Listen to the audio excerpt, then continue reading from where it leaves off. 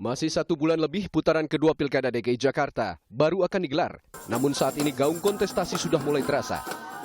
Petahana Gubernur DKI Jakarta Basuki Cahayapurnama atau Ahok yang jadi calon gubernur nomor urut 2 pada putaran pertama Pilkada DKI Jakarta enggan terpancing mengomentari sejumlah masalah yang ada di putaran pertama Pilkada DKI.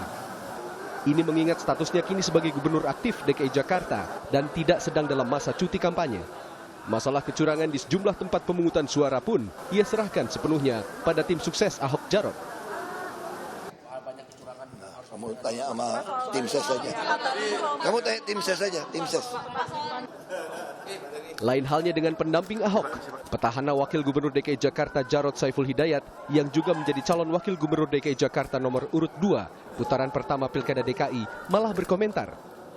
Ia mengimbau penyelenggara Pilkada DKI Jakarta segera mengevaluasi dan menindak semua bentuk pelanggaran.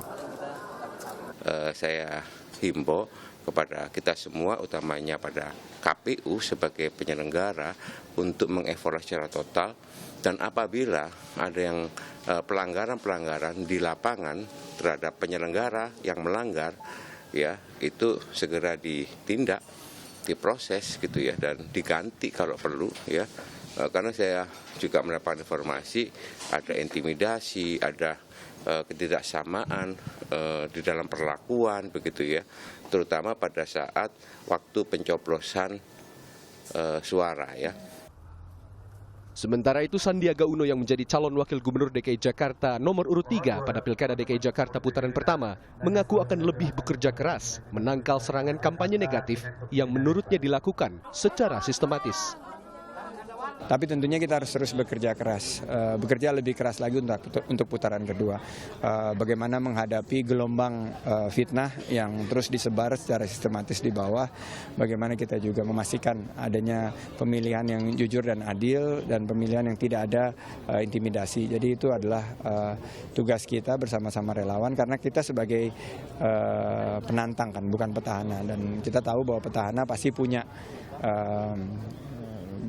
berbagai macam kelebihan. Di tempat lain, tim sukses pasangan calon kepala daerah DKI Jakarta nomor urut 3 Anies Baswedan Sandiaga Uno melaporkan dugaan kecurangan surat keterangan atau suket yang ada di TPS ke polisi.